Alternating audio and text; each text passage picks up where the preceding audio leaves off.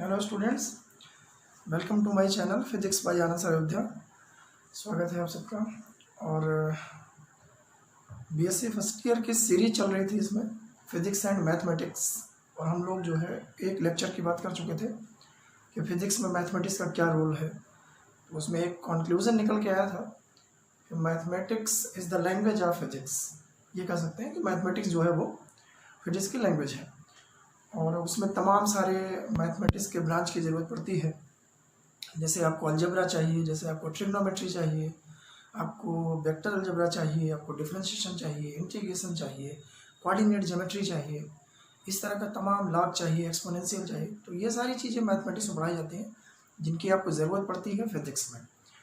और अब बात करते हैं जो है कि क्वांटिटीज़ कितनी प्रकार की हो सकती हैं फिज़िक्स में। टू टाइप्स की होती है, वेक्टर और स्केलर। और स्केलर को जो है वो इवैल्यूएट करने के लिए, उनकी कैलकुलेशन करने के लिए हम जनरल अर्थमेटिक का इस्तेमाल करते हैं। जैसे जोड़ना हुआ, घटाना हुआ, गुणा करना हुआ, भाग करना हुआ, एडिशन हुआ, सब्ट्रैक्शन हुआ, मल्टीप्लिकेशन और डिवीज़न। तो ये जनरल मैथमेटिक्स के आधार पे होता है। लेकिन जब वेक्टर की बारी आती है तो वेक्टर में जनरल मैथमेटिक्स नहीं लग पाती है। तो वहाँ पर फिर एक ट्रायंगल ला लगता है, उस हिसाब से बात करने लगते हैं। तो सबसे पहले बात करेंगे, अगर हमको दो वेक्टर दिया है तो हम उसको कैसे जोड़ें, कैसे घटाएं, इन सब की चर्चा करेंगे। लेकिन उससे पहले हम बात कर लेते हैं कि वेक्टर के टाइप कितने हो सकते हैं, फिर इनको जोड़ने घटाने की बात हो जाए। तो आप जानते हैं कि स्केलर वो लोग हैं जिनके पास सिर्फ और सिर्फ मैग्नीट्यूड होता है, डायरेक्शन नहीं कंसीडर होती है। मतलब हाउ मच की बात करते हैं, कितने हैं वो। और अगर आप वेक्टर की बात करें तो वेक्टर में डायरेक्शन भी होती है और साथ साथ उसका मैग्नीट्यूड भी होता है। एग्जाम्पल फोर्स हो सकता है, मोमेंटम हो सकता है, एंगुलर मोमेंटम, लीनियर मोमेंटम, तमाम ये सब वेक्टर क्वांटिटीज़ है। तो ये हमने थोड़ा बनाया है कि इस तरह का वेक्टर का डिनोशन है कि किसी भी क्वांटिटी को अगर वेक्टर दिखाना है तो हम उसके ऊपर एरो लगा देते हैं। मान लीजिए फोर्स है तो फोर्स को एफ से डिनोट करते हैं और उसके ऊपर यहाँ पर एरो लग गई है। इसका मतलब ये क्या बन गया है, इसका मतलब है कि ये वेक्टर है। तो हम बात कर रहे थे कि वेक्टर को अगर डिनोट करना है तो हम क्या करते हैं, हम क्वांटिटी के ऊपर जो है एरो लगा लेते हैं, इससे वेक्टर को डिनोट करते हैं। एक और तरीका हो सकता है, वो तरीका ये है कि हम इसको बोल्ड लेटर में लिख दें। बोल्ड लेटर का मतलब ये है कि हम जो है उसको डार्क कर दें। डार्क का मतलब क्या हुआ, डार्क का मतलब ये हुआ एफ लिखा हुआ फोर्स के लिए, तो इस प्रकार लिख दें। तो वेक्टर को रिप्रेजेंट करने का तरीका ये है कि हम किसी भी क्वांटिटी के ऊपर या तो एरो लगा दें या फिर उसको बोल्ड में लिख दें। इन दोनों कंडीशंस में आप इसको क्या मान सकते हैं, वेक्टर। और मैग्नीट्यूड होगा, डायरेक्शन होगा, ये सब सारी चीज़ें जो है वो वेक्टर के लिए रिप्रेजेंट होती हैं। अब टाइप ऑफ वेक्टर कितना हो सकता है, तो टाइप ऑफ वेक्टर के लिए अगर आप देखें तो वेक्टर कई प्रकार के हो सकते हैं। मतलब हमारे पास मैग्नीट्यूड और डायरेक्शन होते हुए भी अलग अलग कंडीशंस में इनके अलग अलग टाइप हो सकते हैं। तमाम सारे लोगों के नाम लिखे हैं। तो टाइप ऑफ वेक्टर की बात कर रहे थे। टाइप ऑफ वेक्टर में कितने टाइप के वेक्टर होते हैं, कई सारे टाइप के वेक्टर हो सकते हैं। उसमें कुछ यहाँ पे मेंशन है और उनमें इक्वल वेक्टर है, पैरेलल वेक्टर है, एंटी पैरेलल वेक्टर है, कोलिनियर वेक्टर है, कोप्लेनर वेक्टर है, को इनिशियल वेक्टर है, जीरो वेक्टर है, ये सारे लिखे। एक एक करके इनके बारे में बात कर लेते हैं। तो सबसे पहले बात करते हैं इक्वल वेक्टर के बारे में। इक्वल का मतलब हो गया बराबर, और वेक्टर का मतलब हो गया कि ऐसी क्वांटिटीज जिनमें मैग्नीट्यूड और डायरेक्शन दोनों हो। तो अब इक्वल क्या हुआ, इक्वल का मतलब है कि डायरेक्शन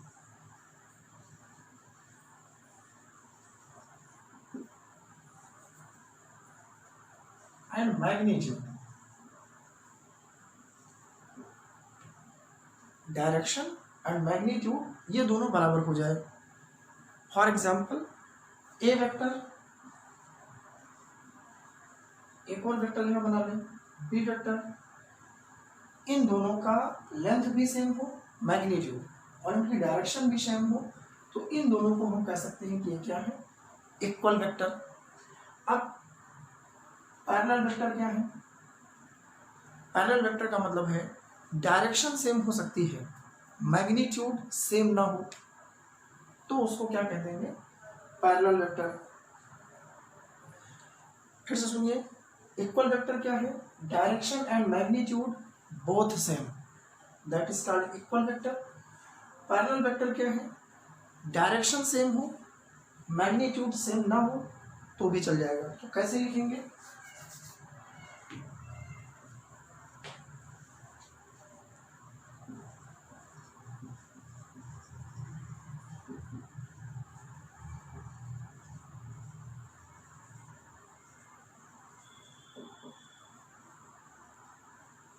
जो आपका दूसरा वेक्टर है वो ये है कि डायरेक्शन सेम, मैग्नीट्यूड नॉट, ये ऐसा है तो क्या कह देंगे, पैरेलल वेक्टर। तीसरा क्या है, anti parallel vector. Anti parallel क्या है, direction opposite, magnitude not same. तो यहां पर क्या हो जाएगा, डायरेक्शन अपोजिट, मैग्नीट्यूड अनइक्वल। अब अपोजिट का मतलब क्या है, एक वेक्टर इधर चल रहा हो, एक वेक्टर इधर चल रहा हो, इन दोनों के बीच का एंगल कितना हो, 180। अगर ऐसा है तो हम इसको कह देंगे कि ये क्या है, एंटी पैरेलल वेक्टर। तो इक्वल वेक्टर क्या हुए, direction and magnitude both same. Parallel vector क्या हुए, direction same, magnitude not necessary same. Anti parallel क्या है, डायरेक्शन अपोजिट, अपोजिट का मतलब 180 डिग्री, डायरेक्शन सेम का मतलब 0 डिग्री, OR 360, और मैग्नीट्यूड इन दोनों में अनइक्वल है। अगला आते हैं कोलिनियर वेक्टर। को क्या मतलब होता है, साथ साथ, लीनियर का मतलब होता है एक लाइन में। तो कई सारे वेक्टर एक लाइन में हो जाए तो उनको कोलिनियर वेक्टर कहेंगे। For example A vector, B vector, C vector, D vector, ये कई सारे वेक्टर हैं जो एक लाइन में हैं। तो आप इन सबको क्या कह सकते हैं, कोलिनियर वेक्टर। मान लीजिए एक्स एक्सिस पे हैं तो सारे एक्स एक्सिस पे हैं, वाई एक्सिस पे हैं तो सारे वाई एक्सिस पे हैं, जेड पे हैं तो सारे वेक्टर जेड पर हों। तो एक्स एक्सिस पर पढ़ने वाले सारे वेक्टर कोलिनियर हो सकते हैं, वाई एक्सिस पर पढ़ने वाले सारे वेक्टर कोलिनियर हो सकते हैं, जेड वेक्टर पर पढ़ने वाले सारे लोग एक दूसरे के लिए कोलिनियर हो सकते हैं।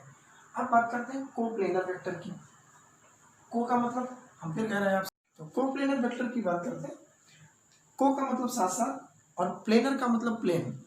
तो एक प्लेन में पढ़ने वाले लोग, एक प्लेन में पढ़ने वाले वेक्टर, उनको क्या कहेंगे, कोप्लेनर वेक्टर। अब प्लेन क्या है, अब प्लेन या तो एक्स वाई हो सकता है, ये प्लेन हुआ, या तो ये वाई जेड हो सकता है, या तो ये जेड एक्स हो सकता है, इसमें से कोई भी प्लेन हो सकता है। एक प्लेन में कई सारे वेक्टर पढ़ रहे हैं, मान लीजिए ए वेक्टर है, ये बी वेक्टर है, ऐसे यहाँ कोई सी वेक्टर है, डी वेक्टर है। तो एक प्लेन में पढ़ने वाले जो वेक्टर होंगे उन सबको कहेंगे कि ये क्या है, कोप्लेनर वेक्टर। आगे को इनिशियल वेक्टर। को का मतलब फिर से हम कह रहे हैं साथ साथ, इनिशियल का मतलब एक जगह से शुरू होने वाले। फॉर एग्जाम्पल एक वेक्टर इधर गया ए, एक वेक्टर इधर गया बी, ए वेक्टर और बी वेक्टर के स्टार्ट होने का पॉइंट एक है। इस तरह के दोनों वेक्टर मिलकर क्या बना रहे हैं, एक प्लेन।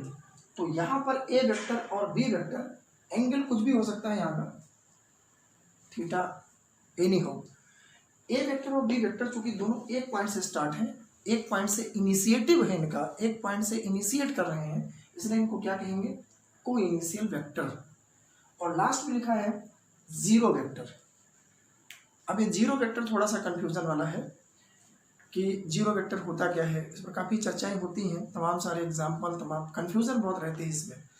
कहते हैं कि ऐसा कोई वेक्टर जिसका मैग्नीट्यूड जीरो हो।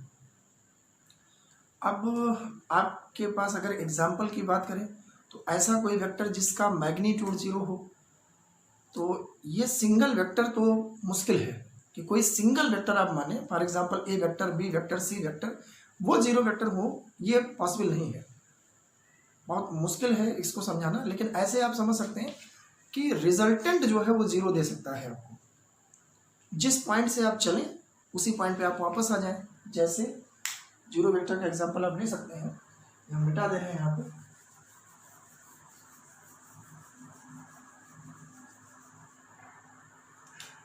कि आप एक जगह से गए, मान लीजिए कि ए वेक्टर है, इस पॉइंट से इस पॉइंट तक गए और फिर वापस आप इसी पॉइंट पे लौट आए।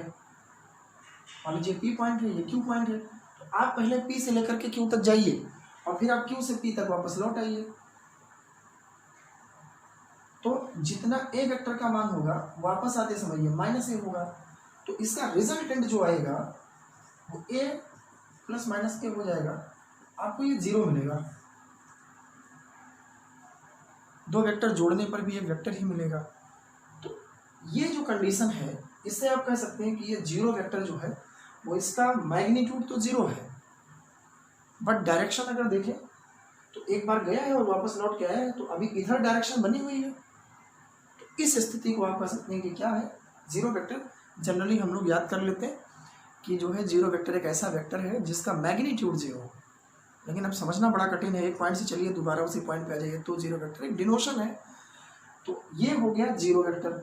तो कितने वेक्टर आपको हमने बता दिए, equal vector, parallel vector, anti parallel vector, collinear vector, coplanar vector, coinitial vector और जीरो वेक्टर। अब इनके बाद जिसका नंबर है वो ये है कि आगे हम जो है बात करते हैं यूनिट वेक्टर की, ऑर्थोगोनल वेक्टर की, पोलर वेक्टर की और एक्सियल वेक्टर की। ये भी उसी कैटेगरी में आगे बढ़ा सकते हैं आप। तो अब यूनिट वेक्टर क्या है, इसको हिंदी में कहते हैं कि ये एकांक सदिश है, यूनिट वेक्टर। अब यूनिट वेक्टर की डेफिनेशन क्या है, किसी भी वेक्टर का जो यूनिट वेक्टर होता है वो स्पेशली डायरेक्शन के लिए ही इस्तेमाल होता है, मतलब वो उस वेक्टर की डायरेक्शन बताता है कि वो किधर जाएगा। अब उसे कैसे समझ सकते हैं, एक unit vector, vector divided by it's mod, इसका मैग्नीट्यूड। तो वेक्टर का क्या, मैग्नीट्यूड। अब एग्जांपल के तौर पर मेरे पास कौन सा वेक्टर है, मान लीजिए एक ए वेक्टर आपके पास है। तो जो यूनिट वेक्टर होता है, जिस प्रकार से वेक्टर को रिप्रेजेंट करने के लिए आप एरो लगाते हैं, उसी वेक्टर का यूनिट वेक्टर रिप्रेजेंट करने के लिए उस पर कैप लगाते हैं। तो अगर इस तरह लिखा है तो वेक्टर लिखा है, इस तरह से लिखा है तो ये उसका यूनिट वेक्टर लिखा है, और अगर इस तरह से लिखा है तो ये उसका मैग्नीट्यूड लिखा है, मैग्नीट्यूड। तो ये अलग अलग सिंबल हैं जिनको आपको दिमाग में बैठाना है कि ऐसे लिखा है तो इसमें डायरेक्शन और मैग्नीट्यूड दोनों है, ये लिखा है तो केवल डायरेक्शन है, और ये लिखा है तो केवल मैग्नीट्यूड है। तो ऐसे कह सकते हैं हम कि ये वेक्टर है। अगर सिर्फ इतना लिखा है तो ये मैग्नीट्यूड ऑफ वेक्टर है, और अगर ये लिखा है तो डायरेक्शन ऑफ वेक्टर है।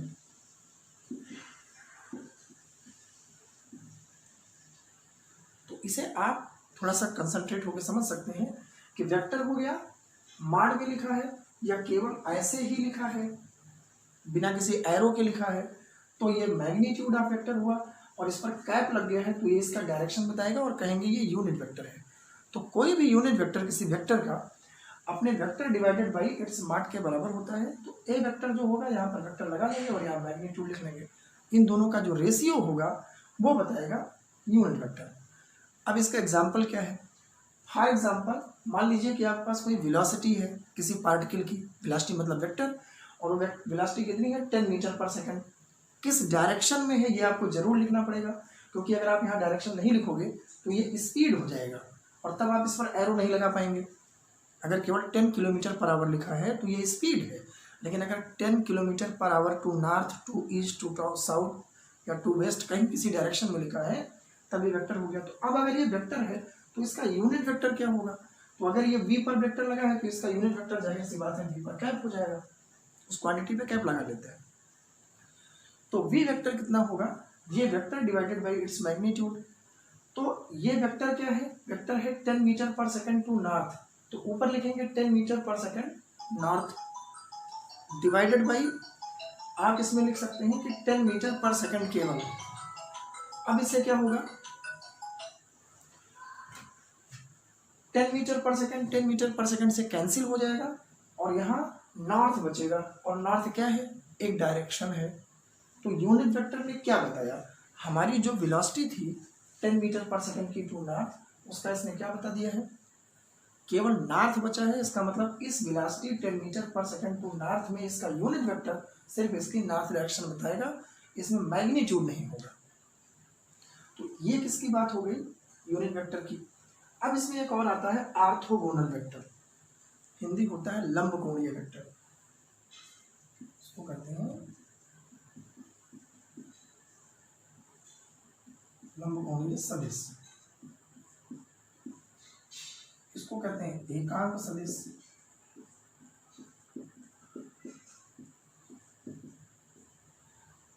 ऑर्थोगोनल का मतलब होता है एक दूसरे के परपेंडिकुलर, लंब कोणीय कहते हैं तो इसका मतलब 90 डिग्री सही है।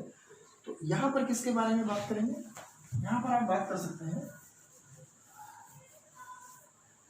अब आप एक्सेस जानते होंगे, x axis, y axis, z axis, तो कैसे बनाएंगे, ये एक छोटा सा फिगर बना,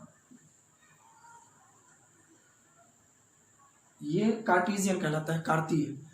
यहाँ पर एक्स एक्सेस होता है, यहाँ वाई एक्सेस होता है, यहाँ जेड एक्सेस होता है। ज्योमेट्री में ये सब चीजें आती हैं, निर्देशांक ज्यामिति में।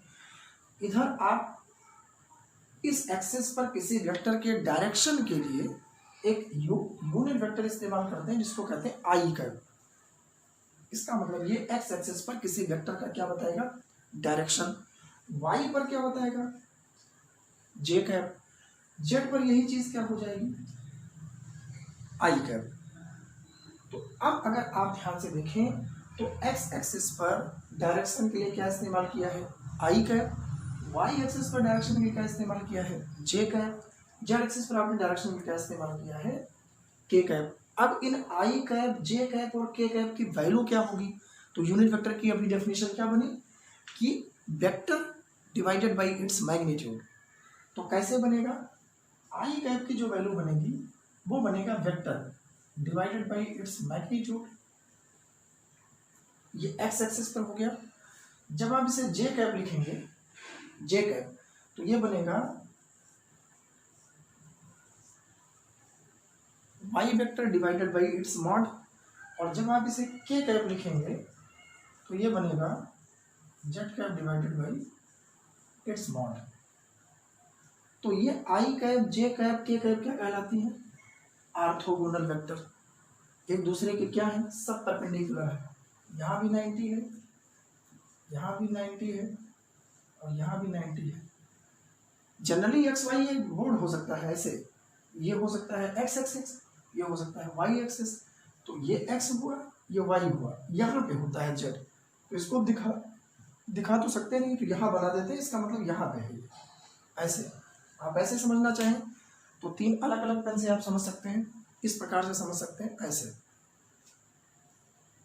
ये x हो गया, ये y हो गया, ये ऊपर जाके z हो गया, इस तरह से आप इसको समझ सकते हैं। तो ये हुआ। अब अगर यहाँ पर वैल्यूज देखी जाए तो x वेक्टर की वैल्यू कितनी हुई, i mod x। y vector की जो वैल्यू हुई वो हुई j कैप मॉड x, और यहाँ से जो z वेक्टर की वैल्यू हुई वो हुई k कैप मॉड z। तो ये ऑर्थोगोनल वेक्टर से रिलेटेड चीजें हैं। अब बात करते हैं पोलर वेक्टर की और एक्सियल वेक्टर की। पोलर वेक्टर क्या है, पोलर वेक्टर ऐसे वेक्टर जिनके पास पॉइंट ऑफ एप्लीकेशन हो। पॉइंट ऑफ एप्लीकेशन क्या, जैसे फोर्स किसी एक डायरेक्शन में लगेगी, कहीं से स्टार्ट होगी, डिस्प्लेसमेंट कहीं से स्टार्ट होगी। तो ऐसे वेक्टर्स जिनका पॉइंट ऑफ एप्लीकेशन हो उनको हम कहते हैं कि ये पोलर वेक्टर है। फोर्स एग्जाम्पल हो सकता है इसका, डिस्प्लेसमेंट एग्जाम्पल हो सकता है इसका। तो ये सारी चीज़ें किसमें जाती हैं, पोलर वेक्टर में। For example force, for example displacement, जिसको आप एक्स वेक्टर से रिप्रेजेंट कर सकते हैं या आर वेक्टर से रिप्रेजेंट कर सकते हैं। तो ये सारी चीज़ें पोलर में जाती हैं। अब बात करते हैं एक्सियल वेक्टर की। अब एक्सियल वेक्टर क्या है, आप जानते हैं तमाम सारी वेक्टर क्वांटिटी जैसी हैं जो ड्यू टू रोटेशन जनरेट होती है, घूर्णन, ड्यू टू रोटेशन।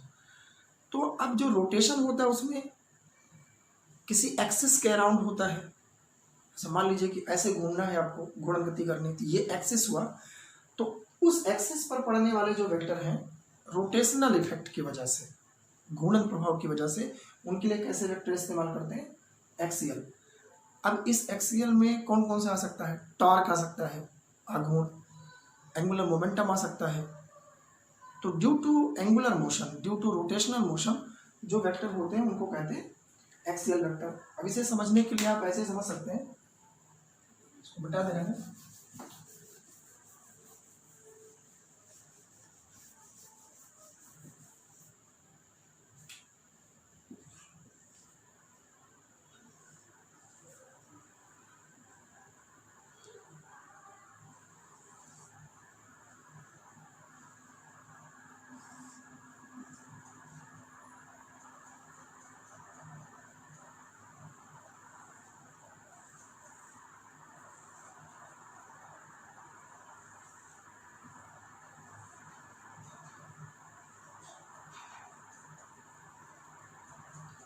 ये थोड़ा सा डायरेक्शन आप देखिए, ये दो फिगर हमने बनाए हैं यहाँ पे एक्सियल वेक्टर को डिनोट करने के लिए। तो अगर आपका इस तरह से रोटेशन है एंटी क्लॉकवाइज, तो आप इसे समझने के लिए स्क्रू समझ सकते हैं, स्क्रू जो आप पेंच करते हैं, अगर आप उसे एंटी क्लॉकवाइज घुमाएंगे तो पेंच बाहर खुल जाएगा, और अगर आप उसे क्लॉकवाइज घुमाएंगे तो पेंच अंदर चला जाएगा। तो आप देखिए, इसको एंटी क्लॉकवाइज घुमाएंगे तो पेंच ऊपर खुल जाएगा, लेकिन जब आप इसे क्लॉकवाइज घुमाएंगे तो पेंच अंदर चला जाएगा।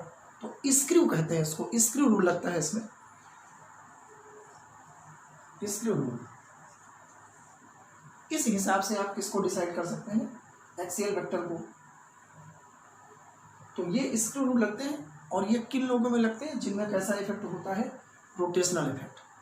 तो इस प्रकार से इतने सारे वेक्टर आप पढ़ सकते हैं कि बहुत अलग अलग टाइप के वेक्टर आपको मिल जाएंगे।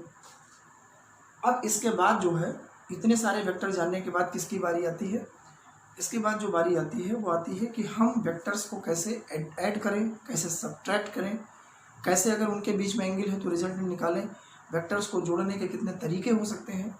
इन सब के बारे में हम लोग अगले लेक्चर में बात करेंगे। टाइप्स ऑफ वेक्टर आप एक बार पढ़िए, सब पर विचार करिए।